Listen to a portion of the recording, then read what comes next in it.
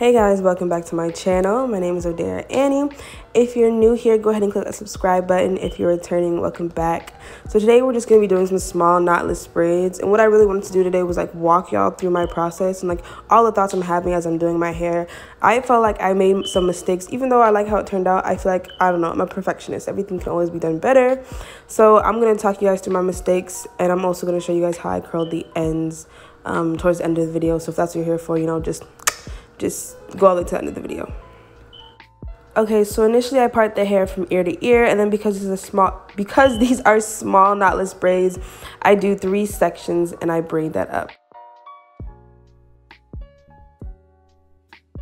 Okay, this is where I wanted to show you guys my new parting method. So first things first, I don't even divide the sections up in its entirety, like all the 6 rows, because you do 6 rows in the front for small knotless braids, but I divide it in half so that I can just have 3 sections to work with each time. So like you see how oh wow, I went fast. But like these are the first 3 sections and I haven't even divvied up the top half, and now you see me dividing it. It's just easier to see the full head as a whole. And what I say I made up as a mistake here is that if you look at the first row, I made it too small. And so like this method does work, but I have to be mindful of the first row that I make.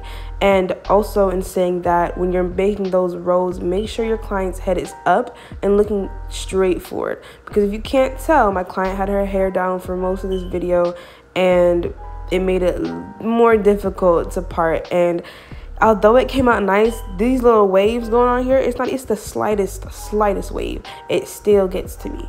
Like, you know, perfectionism. But overall I love the hair, I love the look. It's just small knotless braids. I don't know what can't you love about it.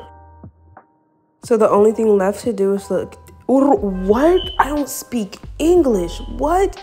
The only thing left to do is to finish off the top of this head, and then I'm gonna show y'all how I curl the ends.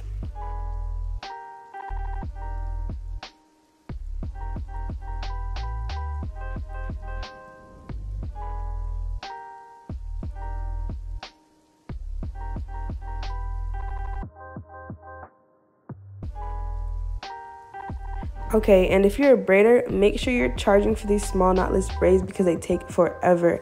I had 2 this week. I think this is the second one. This is the second one. After the first one, I went into a sleep coma. Like my body like goes out, like I was done for. So like make sure you're charging because you need to get your money's worth. And this is the point where I ran out of hair on my racks. So I honestly do need to get another rack. But I had her like stand up, move around. Because I know like, you know, your butt gets tired when you sit here for so many hours. So after that, we're just finishing up the last few braids. And then we're going to get into the curls.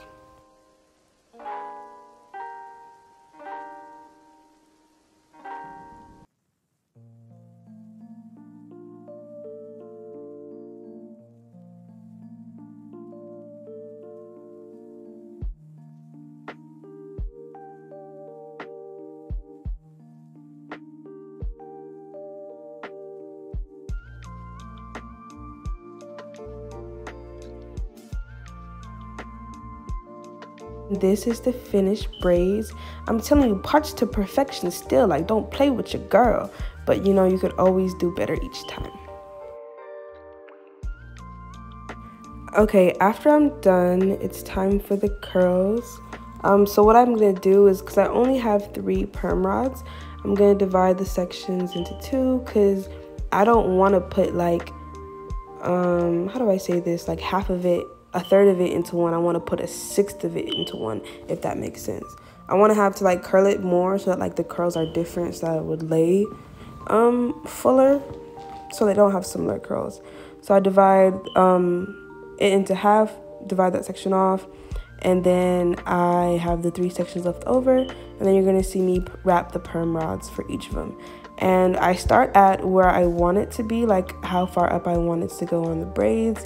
And I just wanted the end, she just wanted the ends to be curly, so I started it like towards the bottom. You wrap it around, and usually like towards the end, the braids get thinner, and it's like there's that little piece of extra hair that, you know, you didn't like take off.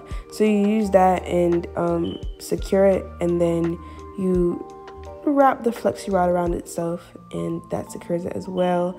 And I do that to the other two, and then after that it's time to dip it in some hot water.